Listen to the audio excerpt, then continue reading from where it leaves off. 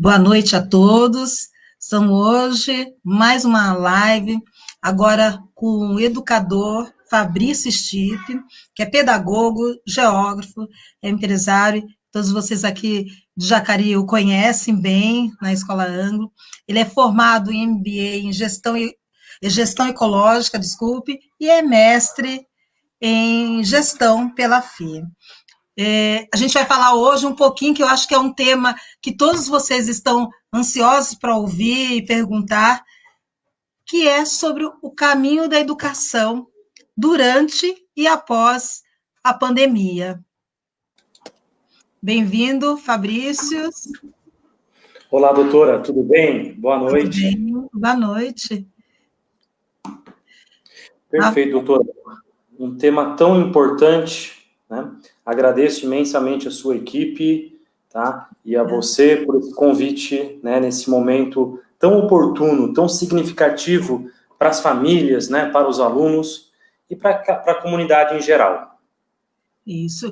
Eu estava falando com os nossos ouvintes, que muitos até conhecem você pelo seu trabalho aqui no Anglo, né? Como empreendedor, né? Esse anseio que a gente tem nesse caminhar que vai a educação pela pandemia. E a sua expertise, né, diante desse cenário na educação, com algumas ações que já estavam à frente da pandemia,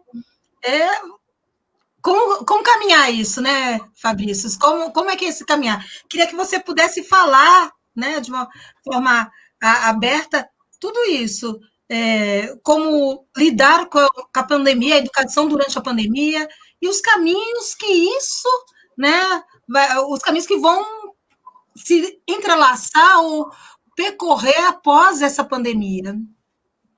Perfeito, Márcia. Na história, né, da evolução da sociedade, é a história da evolução da escola, do aprendizado, e atualmente muito se discute em cima das chamadas metodologias ativas, né? São ferramentas como a sala de aula invertida, como o ensino híbrido, como todas essas ferramentas podem possibilitar significativo da escola. Em muitos setores, esse processo de evolução tecnológica, né, de técnicas, de ferramentas, já se encontram em fases, em estágios bem mais avançados do que a escola, né? De fato, a escola ficou ainda muito presa no passado. Então, sem sombra de dúvidas, lendo alguns artigos, alguns periódicos científicos, cerca de 10 anos, 15 anos de evolução, né, foram aceleradas fruto da pandemia do Covid-19. Então, é uma variável, eu acredito que seja uma das poucas variáveis, né, positivas desse momento tão caótico, tão triste da humanidade, né? Talvez um dos mais tristes. Nós estamos aqui no Brasil com mais de 120 mil óbitos, são 120 mil famílias, né, pessoas, né, amigos que deixam, né, é como se nós pegássemos Jacareí e metade da população deixasse de existir em 6 meses. Então, o Brasil, eu acredito que esteja em segundo, ainda a Índia atrás, Estados Unidos na frente, mas um quadro aí com 120 mil mortes, né, um quadro bastante triste, milhares e milhares de pessoas perdendo seus empregos, empresários, empreendedores fechando as portas e aquela briga, né, política partidária que não deveria existir nesse momento de pandemia ainda, né, persiste. Nesse cenário, o mais importante a gente pensar nas pessoas nesse contexto, né? A guerra tem que ser contra o vírus, né? E como lidar com isso, não adversários, né? Um lado e o outro. Somos todos na mesma linha, né? Todos estamos na mesma linha de fronte, vamos dizer assim. E aí, né? Perfeito. Nesse cenário da educação. Eu sou, né? Sou mais antiga. Eu sou numa época em que a alfabetização era cartilha, caminho suave. Eu acho que muitos pais ainda escutam sobre isso, né? Então foram alfabetizados dessa forma. Para nós pais é até difícil o ensinar, né, está dando suporte usando a plataforma hoje em dia, né, que é o artifício instrumento que hoje nós temos, porque não tivemos isso, né? Somos de uma outra geração. E aí, como o educador lida com essa ausência de formação de um pai, um novo caminhar, uma nova metodologia que para os adolescentes e para as crianças pode ser até comum, mas que precisa de uma supervisão maior. O que é isso, Fabrício? Doutora Márcia, o que eu acredito é que os trabalhadores da área de educação, né, os professores, tiveram que se reinventar, né? Muitos deles desconheciam a maior parte das ferramentas. Eu me incluo no meio deles, viu? Eu sou muito analógico, papel, as minhas anotações aqui, ó, é tudo anotadinho, né? Eu revelo que eu não sou muito dessa geração digital, né? Mas até eu mesmo, né, eu descobri que dá para fazer, né, reunião à distância, né? Uma pessoa lá em São Paulo ia me chamar, eu ia até lá, São Paulo, né? Pegava pedágio, pagava combustível, ia, estacionamento caro. Hoje em dia a gente vai se descobrindo, a gente vai se reinventando, né? Enquanto profissional. Sem sombra de dúvidas, eu aposto muito nisso, é que os profissionais, os trabalhadores da área de educação vão ser, sim, ressignificados e muito valorizados daqui para frente, né? As famílias estão percebendo cada vez mais o papel do professor, né, como protagonista, de forma conjunta com o aluno. Não diria como protagonista, diria como facilitador, como motivador, como incentivador, né, e deixando esse protagonismo para o aluno. Então, eu acredito que muitas famílias, né, vão valorizar cada vez mais o papel dos professores. Os professores estão enfrentando jornada dupla, às vezes tripla, né? Não é tão fácil fazer aula, ao contrário, é complexo fazer aula de forma remota ou de forma gravada. Muitos educadores, muitos professores vêm buscando recursos como gamificação para aprender, né, uma nova ferramenta para tentar, de alguma forma, estimular a criançada, porque a criançada está cansada, né, Márcia, de ficar na frente da tela, na frente do computador, né? Então, os professores têm se desdobrado, né, e eles merecem todos os aplausos, né, de forma conjunta o pessoal da saúde, que está na linha de frente, que vem, de fato, aí, trabalhando e enfrentando no front, né, essa pandemia. E as famílias vivem um papel complicado, né, doutora, porque, geralmente, né, tem atividades extras, né, tem o trabalho remoto, ainda tem que dividir a tela ali, prestar atenção na criançada, e alguns deles, eu diria que uns 20%, 30% têm gostado e têm aprendido mais da forma remota. Mas eu diria que a ampla maioria dos alunos ainda não se adaptaram, porque nada substitui o professor, né? A escola, a sala, os amigos, né? Não é somente conteúdo, é muito mais que isso.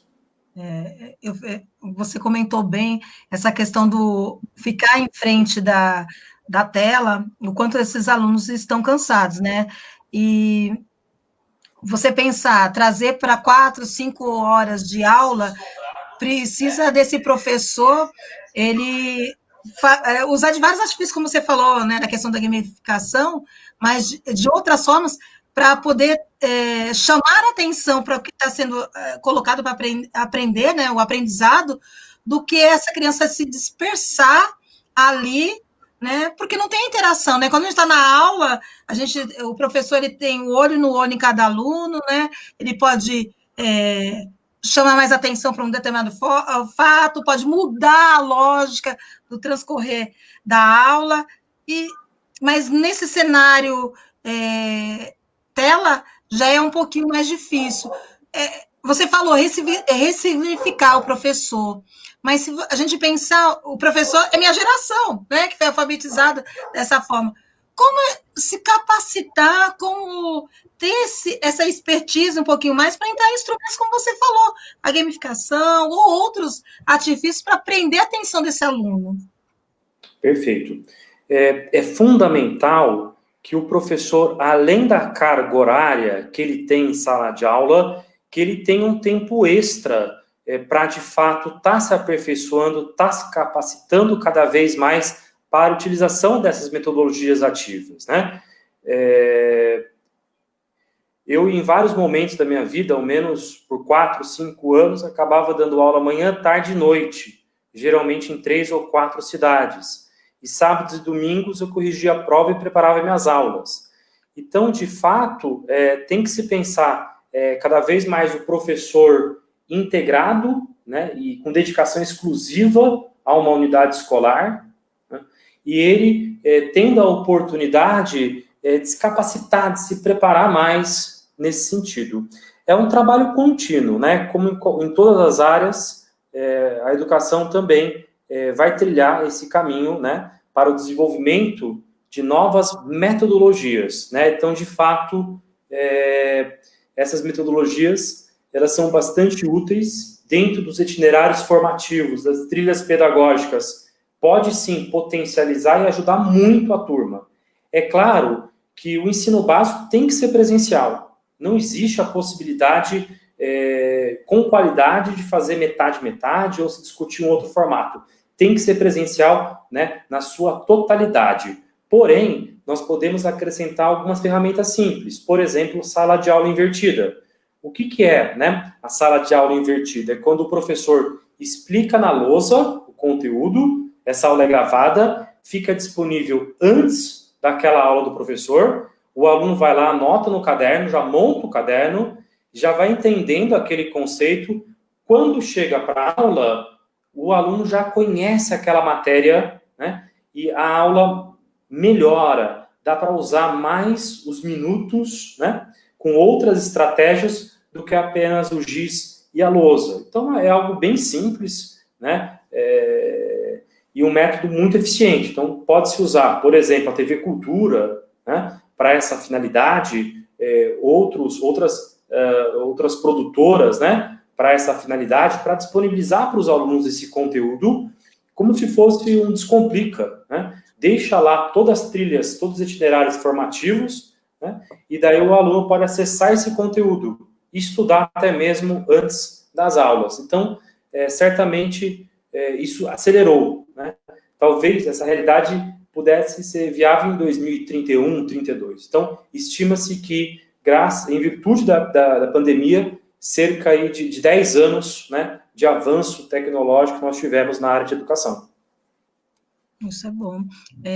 Deixa eu só falar boa noite aqui para o pessoal que está, Dona Ana, Dona Jess, Lu, Ana Cristina. Dona Ana está falando aqui que não está conseguindo ouvir. Dona Ana, vê o áudio do seu notebook, por favor. As outras pessoas aqui estão mencionando que conseguiram, às vezes está fechado, bloqueado. É como a gente está falando, né? Nós que somos numa geração lá atrás, às vezes demora um pouquinho mais essa assimilar e compreender melhor essa plataforma que é hoje a internet, né? Essa questão do invertido, né, da aula invertida, é muito daquela questão que, é lógico que antigamente era o papel, né, a gente está fazendo papel, mas está colocando temas, está colocando textos e artigos para a gente ler, né, ou livros, e está discutindo em aula, né? É uma forma de tornar mais interativo, assim, para o aluno.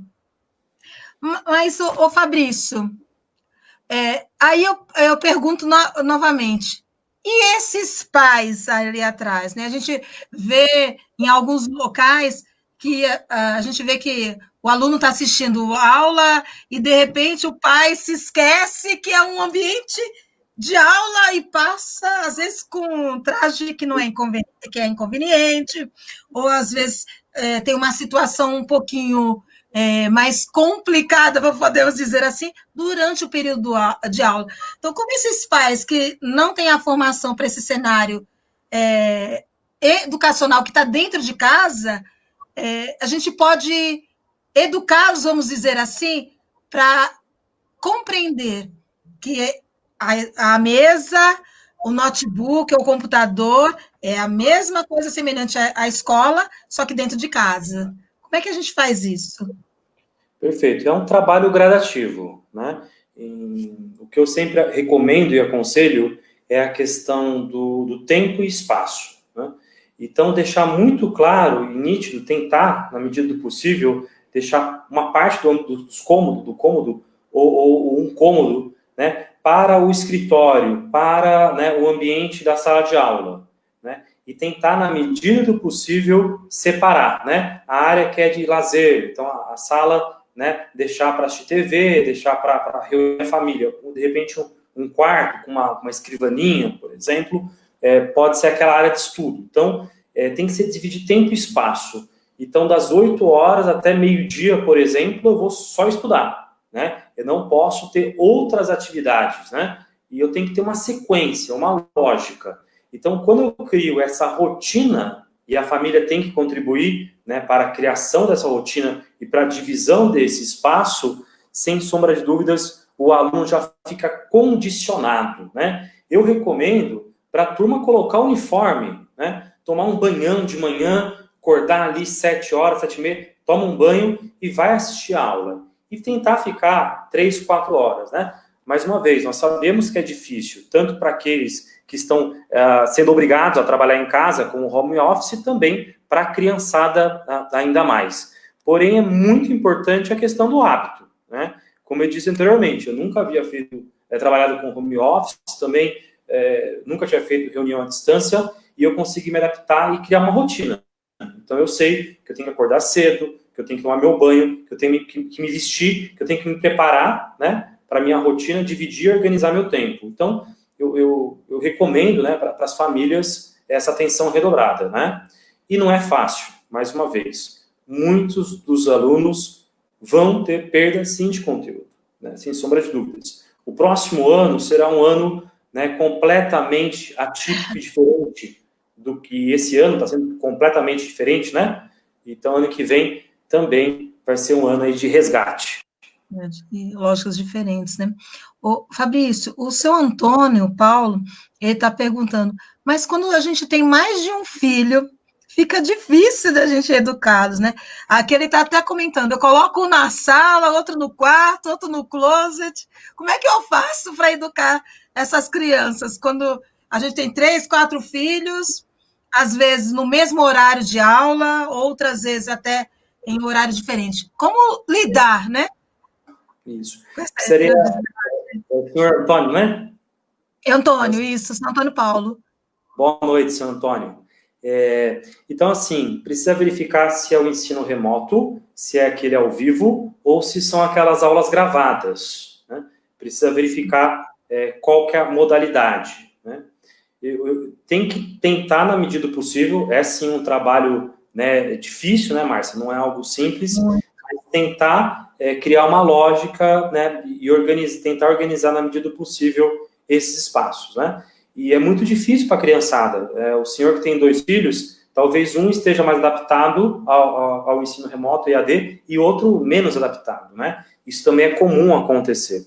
Então, tem que tentar criar um hábito mínimo de estudos, então delimitar 3, 4 horas, é o momento, sim, de estudo. Então, não pode ter distrações, não pode assistir desenho animado, não pode sair da casa, enfim, criar uma rotina, estabelecer esse hábito, né? E tentar, é uma tentativa, na verdade, tanto das famílias quanto das escolas, que os alunos consigam absorver a maior quantidade de conteúdos. Mas, de fato, seu Antônio, ano que vem vai ser um ano de retomada, de recuperação, sabe? Vão ser 3, 4 meses iniciais de um acolhimento, né?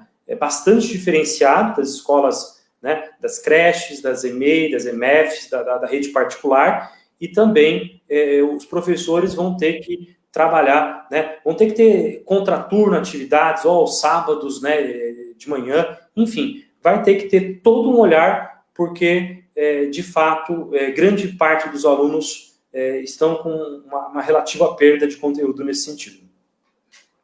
Seu Antônio, o senhor vê como é que é a responsabilidade e a importância do professor. 20, 30 alunos dentro da sala para controlar não é fácil, não. São vários filhos que o professor tem que controlar. Mas, Fabrício, a gente fala, né, falou nessa linguagem da tecnologia, e às vezes a gente pensa que é um cenário muito fácil para as escolas que são privadas, né? A gente vê muitas das escolas, infelizmente, nem todas as privadas também, elas têm esse recurso, mas se pensa que é um pouquinho mais fácil e comum. Mas e as públicas? Como lidar? Pensando que hoje, eu vejo muito dos filhos dos meus pacientes, às vezes com 7, 8 anos, já tem o celularzinho, o WhatsApp para mandar com o amigo. Olha, eu quero plugar aqui, mandar uma mensagem para o meu amiguinho aqui ou jogar por aqui. Como é que é isso? Como é que você vê dessa forma para a escola pública também, esse lidar? A lógica é semelhante da privada?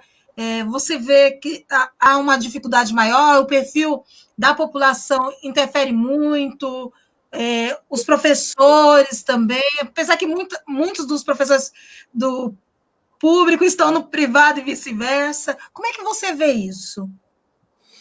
São inúmeras variáveis nesse sentido, doutora. Tem a questão do papel da família, que é preponderante, determinante também, e ajuda muito a construir essa relação, né, e legitimar essa relação escola-família. Quando a família participa de forma ativa, né, e interage, né, de forma ativa mesmo, junto à escola, isso contribui de forma decisiva.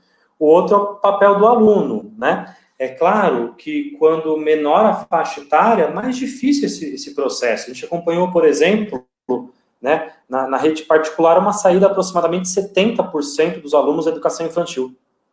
É um baque gigantesco financeiro, né, para essas escolas. Algumas delas as menores, na verdade, né? Então, essa mesma dificuldade, né, enfrentada por comerciantes, né, enfrentada por vários setores da indústria, ela também está muito forte nas escolas particulares, principalmente aquelas menores, né, e principalmente aquelas de bairro, né, estão passando por uma série de dificuldades, né, sem contar as vans, né, enfim, toda a comunidade que gira, econômica, né, que gira em torno dessa escola. É um desafio porque é um aprendizado novo nesse sentido, né, a interação através aí de videoaulas, tudo muito diferente, tanto para o professor quanto para o aluno. Então, depende muito do papel da família, depende muito do papel do aluno, da escola, né, do professor. Então, e a realidade, ela é muito variada, né? Se a gente for pegar dentro de Jacareí, ela é uma realidade bastante distinta. O que eu pude ler da pesquisa, né, que foi passada para a rede pública, um cenário positivo é que cerca de 96% dos alunos, né, têm acesso à internet, né, a esmagadora maioria através do celular, né, já é uma tela um pouco menor quando comparada, por exemplo, né, a um notebook, mas é um recurso, ao menos. E nós sabemos que também tem aqueles que não têm acesso à internet. Esses estão sendo assistidos tanto pela rede pública quanto pela rede privada através de atividades, né? Mas também é uma realidade aí diferente, distinta. Então, existem inúmeras realidades, né, que nós poderíamos agrupar, né? Então, o que a família tem que tentar é tentar que o aluno aprenda o máximo possível daquele conteúdo, né, tentar deixar um ambiente sem barulho. A gente sabe que é difícil, né? Deixar um ambiente bastante limpo, com claridade, com muito, né, em todos os sentidos, e deixar aquele ambiente, né, propício para o aluno enfrentar aí, né, os desafios, enfim. É o que você falou, né? A gente tem que, quando participar dessas aulas, independente, maior ou menor dificuldade, pensar que estamos indo para uma aula, para uma escola, ambiente escolar. Então, quando a gente prepara esse ambiente, a mesa, o celular, o notebook, e nos vestimos para isso, né, estamos nos preparando e condicionando para isso. E aí todos que estão em volta, né, o pai que está dando suporte, a mãe que está dando suporte, né, para que esse aluno, na medida do possível, nesse período, ele possa absorver e aprender o máximo que ele puder, não é isso, Fabrício? Com certeza, com certeza. É importante ter esse rito, né, ter esse hábito, essa organização, né, da família, é muito importante. Mas nós sabemos, né, que a realidade, ela nos coloca inúmeros desafios nesse sentido. Mas é importante a gente tentar, na medida do possível, não perder esse ano, tentar aproveitar o máximo possível esse ano. Todos nós, educadores, né, todas as escolas, sabemos que teremos um 2021 redobrado. É bem isso. E pensando nisso que você falou, né, que, na verdade, a gente perdeu os primeiros meses, né, agora o governo do estado está acionando, que vai provavelmente abrir para o ensino, né, as escolas estaduais vão abrir, pensando na linha verde, na linha amarela. Como é que você pensa o comportamento das escolas nessa abertura, né? A gente sabe, a vacina ainda não chegou, ainda precisamos seguir as normas sanitárias, né? Precisamos nos proteger, os professores, os alunos, mas os alunos precisam aprender também, e tem um regramento agora do Estado. Como é que você vê isso? Perfeito.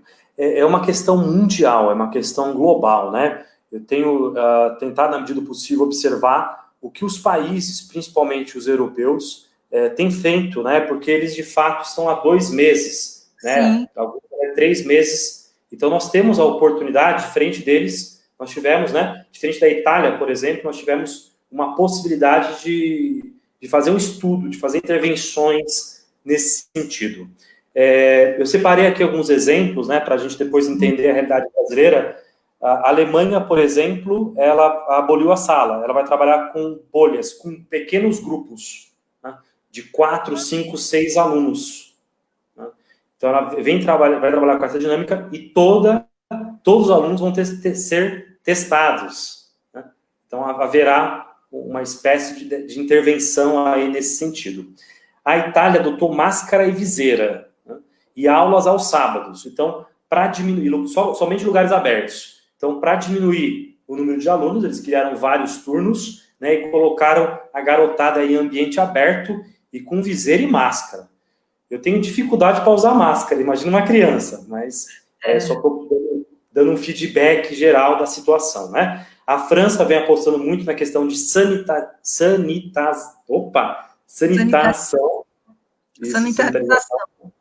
Perfeito. Na questão da limpeza, né, principalmente dos lugares, dos ambientes, da superfície. A Espanha vem adotando um modelo de bolhas também. E a Holanda, um modelo que eu acho fantástico, flexibilidade. Né? A família decide se vai ou não levar a criança esse ano para a escola. Né? Então, invariavelmente, todos vão iniciar entre dia 10 a dia 14 desse mês. Né? Estamos falando de realidades, né, onde o platô teve uma queda, né, diferente da realidade brasileira, que o platô ainda está com tendência de queda, mas ainda está alto, tudo bem, mas a Holanda adotou o modelo de flexibilidade e vai deixar o ensino remoto até o final do ano, né, e as famílias, né, mediante a consulta dessas famílias, né, vão levar aí, em alguns momentos, né, a criançada para a escola, lembrando que a Holanda está com um quadro completamente distinto, né? Em fases completamente distintas do que o do Brasil. Bem... Perfeito. Já o Brasil, eu vou destacar aqui, doutora, uma resolução, um decreto, né? Resolução do SEDUC 61, de 31 do 8, né? Onde tem um texto que afirma que a partir do dia 8 de setembro, as escolas poderão ofertar atividades presenciais observando os parâmetros de classificação epidemiológica do Plano São Paulo. Tá? Então, aqueles municípios que vão ficar, estão 28 dias, poderão abrir, a partir de setembro, as escolas para reforço e recuperação, não é para aula, não, reforço e recuperação, acolhimento emocional, orientação de estudos, plantões de dúvidas e avaliações diagnósticas. Porém, estabelece 2 parâmetros importantíssimos. Primeiro, a consulta à comunidade escolar. O que a gente vem observando é que 90% das famílias não querem nenhum tipo de retomada esse ano. Então, esse fato precisa ser relevante. Lembrando que o estado de São Paulo, né, é gigantesco. Então, existem regiões, talvez, onde seja possível, né, ministrar algum tipo de orientação, de acolhimento, de reforço. Mas pensando na nossa, né, divisão, né, na DSR, na nossa divisão de saúde, acredito que nós não deveríamos adotar isso. E estabelece que as prefeituras podem determinar esse retorno. Né? Então, a gente aguarda, né, o decreto municipal, onde pode esclarecer, né, esmiuçar um pouco mais essa demanda. Então, existe dia 8 de setembro, então no mês de setembro seriam apenas plantões de dúvidas, acolhimento, reforço, e talvez um retorno dia 8 de outubro. Tudo bem? Então, é o que nós temos, por enquanto. Mas assim, doutora, minha opinião, enquanto educador, que sem a vacina, né, essa retomada da escola, ao menos pensando, né, na nossa região, ela merece ser muito bem consultada, conversada com as famílias, né? E eu acho que nesse momento, falarmos em retorno, na minha opinião, em setembro, ainda não. Talvez em outubro seja uma realidade distinta, mas eu acredito que sem a vacina é bem difícil esse retorno. É muito temeroso ainda, assim, essa segurança, né, a todas as nossas crianças e profissionais, né? Fabrício, a Geise, ela pergunta, vocês acreditam que o aprendizado remoto consiga ter a mesma eficácia? E como as escolas podem se preparar para a retomada, nesse caso? Você falou um pouquinho sobre a retomada de alguns países, como é a nossa normativa, mas após responder essa questão do aprendizado remoto, de que forma que você acha que deveria ser feita a retomada? Perfeito. Então, o ensino híbrido, né, sala de aula invertida, as metodologias ativas, sem sombra de dúvidas, acrescenta as rotinas pedagógicas, né? Então, pensando em itinerários formativos, em trilhas pedagógicas, sem sombra de dúvidas, são ferramentas que podem sim contribuir, né, com o avanço da educação. Porém, são ferramentas complementares. Nada substitui o professor, a sala de aula, a lousa, né, o giz. Então, essa interação, ela é significativa, né? Então, a gente precisa sentir a sala de aula, né? Às vezes, através do olhar não é possível, mas através de um jeito ali que a criança coloca o corpo, já fala, não, aquela criança não entendeu esse assunto, né? A gente tem como retomar e adotar uma estratégia para atender cada carteira dentro de uma sala de aula. Então, sem sombra de dúvidas, o ensino híbrido, ele pode ajudar, né? Ele pode favorecer. Por exemplo, algumas escolas estaduais, eu tenho verificado que tem feito feira de profissões, por exemplo, o Carlos Porto, né? Tem feito feira de profissões. Então, a criançada aí do ensino médio está conversando com profissionais, né, da área de saúde, advogados, né? Isso tudo também faz parte da escola, sem sombra de dúvidas.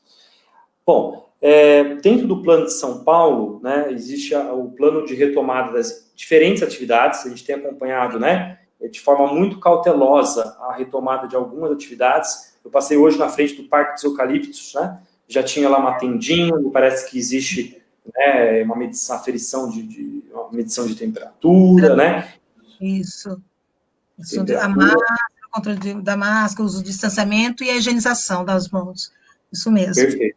Além do controle, né, número de pessoas, me parece que em torno de 100 pessoas no Parque da Cidade, no Parque dos Eucaliptos um pouco menos, então vai ter que ter todo um controle, né? Os restaurantes também estão tentando ali, né, adotar, né, todo um afastamento dos clientes. Há uma preocupação muito grande, né, em manter a cidade na fase amarela e depois na fase verde, onde permite ainda mais algumas flexibilizações. Todas as flexibilizações com rigorosos protocolos sanitários, né? Então, todo o Plano São Paulo foi construído com o intermédio das 4 universidades públicas estaduais, né, de São Paulo, a USP, Unicamp, Unesp, Unifesp, além de centros de pesquisa, né, que montaram todo o Plano São Paulo, e consulta também a outros países. Então, é um documento importante o Plano São Paulo. E no que tange à educação, existe uma série de questões, né? Uma questão que é obrigatória, doutora, vai ser a questão da temperatura, né? Que vai ser aferida, né? Se tiver essa retomada de 20%, por exemplo, né? Estamos discutindo alguma coisa em torno de 20% para os anos finais do Fundamental 2, né? do ensino fundamental, Fundamental 2, e o ensino médio, 35% para o Fundamental 1. Pensando, por exemplo, no 7º ano, nós estamos falando de uma sala de 20 alunos, onde somente 4, né, vão poder estar voltando. Então, haverá um afastamento de, no mínimo, 1,5 m, né? Eu acho que tem que ser pelo menos 2,5 m de afastamento. Ampla oferta de álcool em gel, né, em todos os lugares tem que ter oferta de álcool em gel. A questão da limpeza constante, né, dessas áreas, né, da escola. Enfim, vai ter toda uma preocupação, né, constante, pensando aí nessa eventual retomada, que não será total, né, existe uma previsibilidade que talvez em outubro, talvez em outubro, a gente vai descobrir um pouco mais no dia 4, né, porque a gente vai precisar verificar a evolução, né, o Rodrigo Garcia, o nosso vice-governador, deu uma entrevista de 80%, né, das regiões precisam estar na fase amarela, né, para talvez pensarmos em uma retomada em alguns ciclos com 20% dos alunos. Então, vai ser bem pontual, é como se uma sala de 20 alunos, cada dia fossem apenas 4, né, alunos. Então, isso tudo bem afastado aí os alunos. Então, respondendo a pergunta, né, então existe uma série de questões a serem observadas para um possível retorno em outubro. Fabrício, a Kátia, ela pergunta, ela diz, com esse decreto, né, como é a diferença das crianças que voltam e as crianças que não voltam? Eu acho que ela quer falar um pouquinho por conta que são alguns dias entre uma cota, de que forma que é essa seleção dos que vão nos primeiros dias, os outros dias, quem faz reforço, quem não faz reforço, pensando que nesse momento todo mundo está em casa sendo avaliado, entre aspas, de uma forma subjetiva. Observando as normativas, os decretos, as resoluções, e tentando ali interpretar um pouco o que está escrito nesses documentos, eu acredito que não será obrigatório, tá? Para aquelas famílias que não quiserem o retorno, não será obrigatório esse ano. Tá? Qualquer visão e orientação diferente disso, para mim, não faz sentido nenhum. Então, todas as famílias que não se sentirem confortáveis em levar esse ano o filho para a escola não serão prejudicadas, né? Então, essas famílias, elas não serão prejudicadas nesse sentido. Então, nesse rodízio, né, hipoteticamente de 24, né, é um cenário hipotético. Então, digamos que nessa sala de 20 alunos, apenas 4 famílias, né, queiram algum reforço, alguma atividade ali socioemocional, né, porque a realidade da educação, né, pública não somente envolve ensino, tem a questão de segurança alimentar, a questão social e a questão das disparidades de aprendizagem. Né? Então, certamente, né, esse retorno ele não deverá ser arbitrário. Nesse momento, observando o que há de normatização e documentos, né, desse aparato, né, desse arcabouço jurídico, o meu entendimento é que não é obrigatório a volta esse ano. Entendi. Fabrício, né, a Aline, os outros perguntaram essa questão do se é eficaz ou não. A gente sabe que a gente teve uma perda no começo do ano, né, que ficou parado totalmente a educação, até a gente poder respirar e pensar em que caminho seguir, né? Isso levou um certo tempo. E se pensou nos vários instrumentos para poder guiar essa educação, que é diversificada em todos os sentidos, como você pontuou, desde o perfil do aluno, das suas famílias, o acolhimento das suas famílias, o perfil da escola, os instrumentos que eles têm ou não. Isso tudo vai levar a um cenário totalmente incerto, que vai ser 2021.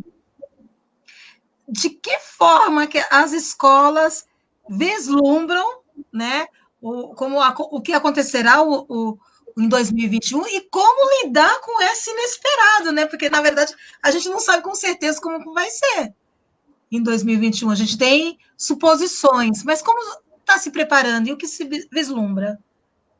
Perfeito.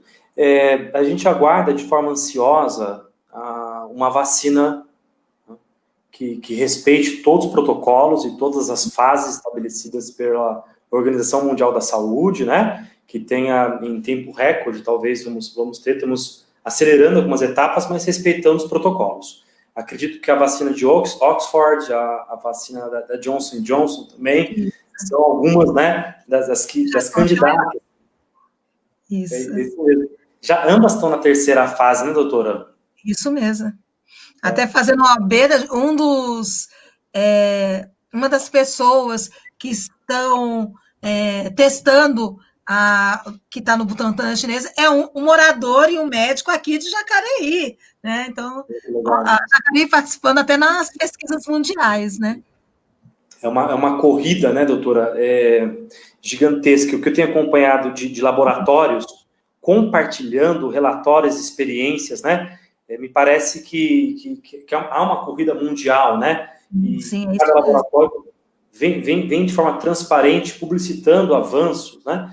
Então, é claro que para chegar numa vacina em definitivo, tem que ser respeitado todos os protocolos, né? Então, não é tão simples. O bacana, doutora, se eu estiver errado, por favor, por gentileza, me corrija, me parece que o Brasil, através do Butantan, né, e da Fiocruz,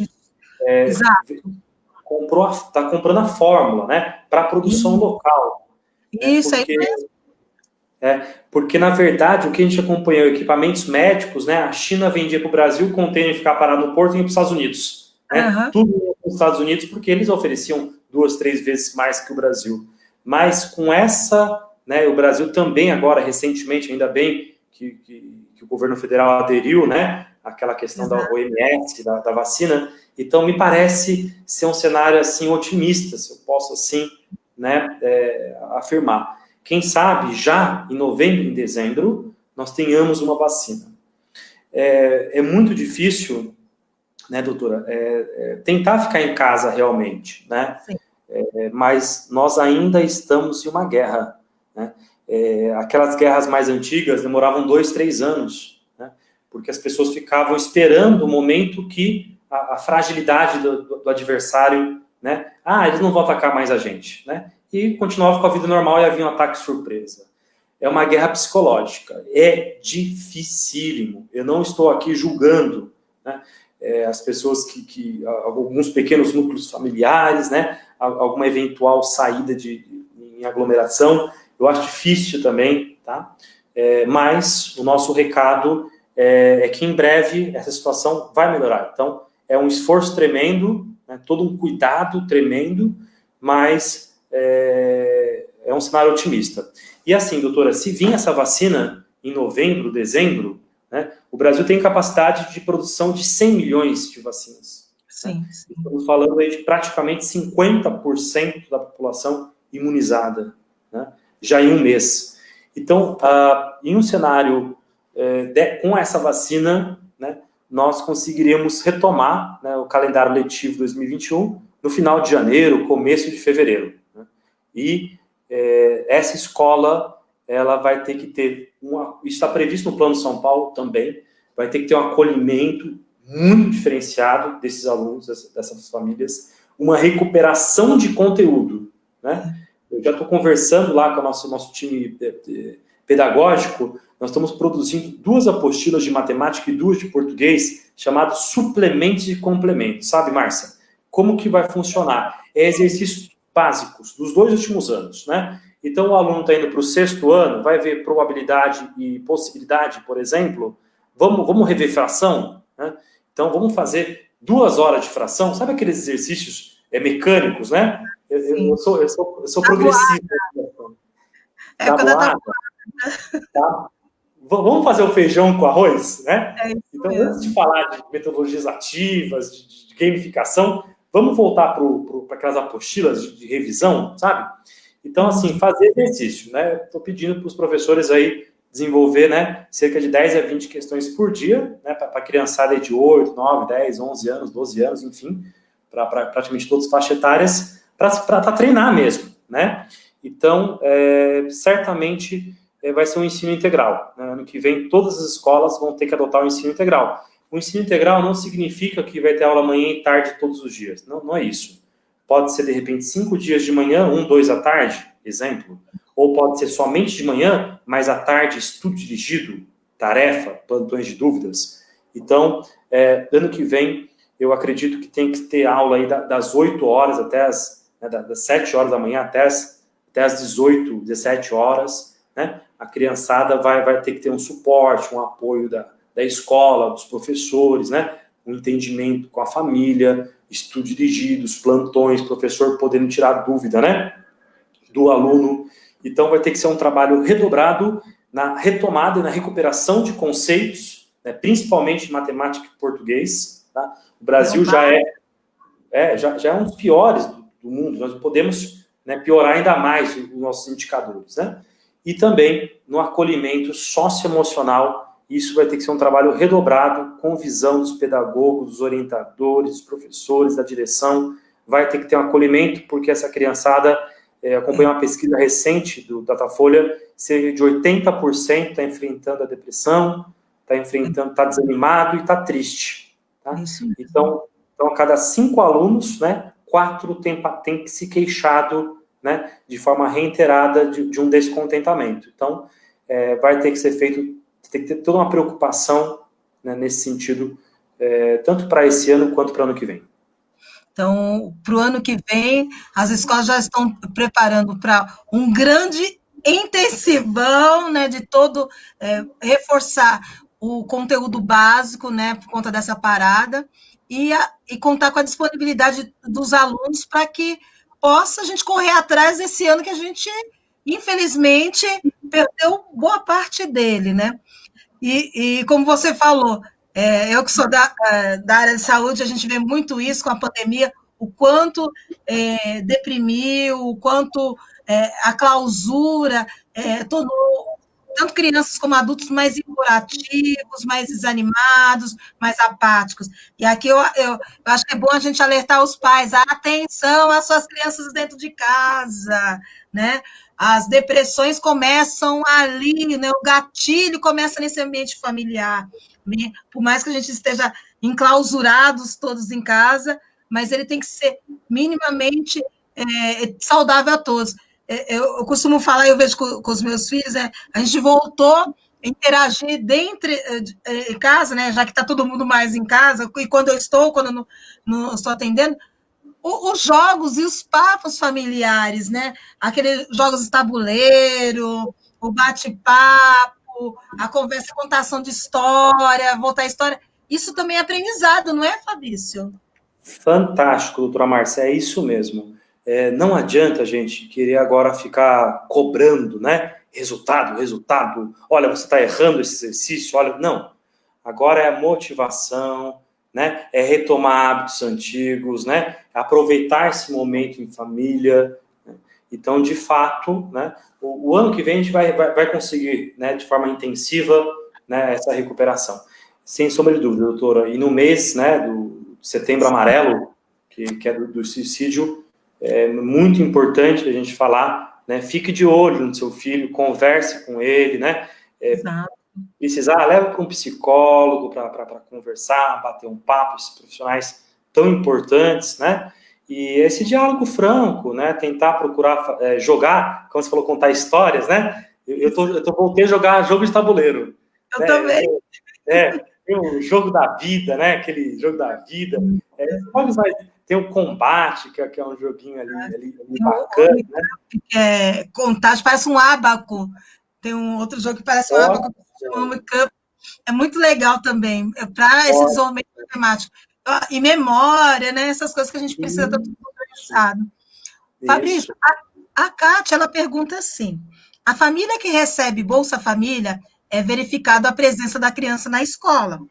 E caso a família opte não mandar a criança para a escola, como é que vai ficar?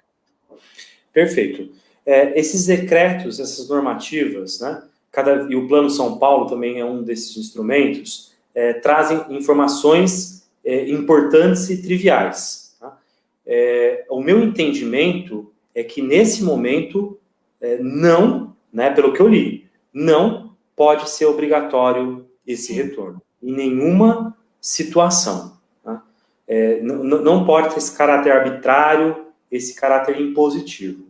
É por isso que o Plano de São Paulo prevê que todos os diretores, né, têm que fazer pesquisa, tem que perguntar para cada família a situação, né? Imagina você em casa que tem uma pessoa de risco, por exemplo, né? Imagina o tamanho da preocupação nesse sentido das famílias, né? Por mais que as escolas, a grande maioria já está, né, adaptada ou está em progresso para tal retorno, ainda eu acho bastante prematuro, principalmente no platô tão alto da doença. Então a gente aguarda, né? Vai surgir uma normativa importantíssima agora, dia 4, né? E daí a gente vai ter mais informações sobre as diferentes questões. Mas pelo meu entendimento do que há até agora, não pode ter essa obrigatoriedade do comparecimento à escola. Como vai discorrer. A Mariana, ela fez uma pergunta para mim, mas você já respondeu, né? Essa pergunta e eu concordo plenamente. É a pergunta, doutora, você como médico, o que pensa dessa flexibilidade, mesmo que de forma proporcional, crianças das mais diversas idades juntas e muito assintomáticas, entre elas assintomáticas, há grandes riscos de uma grande evolução dos casos, né? Você comentou na Europa, na Alemanha, que é testado, na Holanda há flexibilidade. Eu, enquanto profissional de saúde, a gente sabe dos riscos e a questão tem que se pesar muito, dosar muito isso, a exposição realmente e a segurança desses alunos e professores no meio onde ainda não se tem com segurança uma vacina que irá coibir essa circulação do vírus. Então, quando você respondeu isso, você também respondeu em meu nome também como profissional médica. Não sei se você quer colocar mais alguma coisa em relação a isso também, Fabrício. A gente acompanhou a França, né, com uma tentativa de retomada e deu uma explosão de infectados, né? Foi isso mesmo. A colega colocou o termo, né? Como que ela se chama? Desculpa o nome dela. A Mariana. A Mariana, né? É uma pergunta excelente. E grande parte das crianças, como ela disse, são sim assintomáticas, né? Então, ou seja, não vão apresentar aqueles sintomas típicos, né? Como febre, como um desconforto. Muitas delas não vão apresentar nenhum sintoma. Então, eu acho muito preocupante, né, o retorno dos alunos, ficar com máscara, vai ter que trocar máscara 2 vezes por dia, pelo menos, mas ficar com aquela máscara durante a aula, né, a saliva, né, muitos dos meus amigos têm filhos pequenos, então eles argumentam que a saliva também fica úmida na frente da máscara, aí acaba facilitando ao invés de dificultar, né, ou ajeitar a máscara, né? Tirar e colocar. Então, é uma preocupação como um todo. Os Estados Unidos também tentou a retomada e também teve que voltar atrás em muitos estados, né? Então, sem sombra de dúvidas, a população brasileira já demonstrou contrária à retomada das atividades. É bem isso. Fabrício, aqui no Face você sabe que tem um tempo que eles depois desligam a gente, né? Temos alguns minutos, temos 7 minutos ainda pela frente. Eu queria que você fizesse as suas considerações, realçasse alguns pontos que são mais pertinentes a gente apontar para esse pai, para essa mãe, para esse aluno, para esse avô e avó, né, também, que estão ali assistindo, sobre essa questão da educação mesmo, esse caminho, esse caminhar mesmo, os caminhos da educação na pós-pandemia. O que você gostaria, nesses minutos finais, realçar, reforçar junto a esse público, esses pais?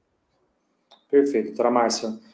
Novamente agradecer, né, o convite aí super especial, né, junto com a Aline, que também nós fizemos um teste para ver se estava tudo certinho. Sabe como que é a tecnologia, né? A gente planeja tudo, na hora ninguém aparece aqui, o som não aparece, a imagem não cai, né? E agradecer as pessoas, né, que conseguiram assistir aí de forma remota, interativa, ou aquelas que vão ainda assistir. Tentar elucidar, né, e tentar ajudar as pessoas a entender. O meu recado vai que nós estamos em guerra, né? É claro que começou a diminuir a curva, a gente fica feliz, né? Saiu daquele patamar de mais de 1.000 mortes, agora 800, mas ainda é um quadro bastante complexo. Então, é o momento de... São mais 2, 3 meses, gente, tá? Daqui a pouquinho, né, vai dar para voltar às atividades plenitude, dar abraço, né? Eu não consegui ver minha avó Inês, eu não sei se ela está hoje assistindo, eu estou desde março sem ver ela, né? Março, abril, maio, junho, julho, agosto, setembro, né?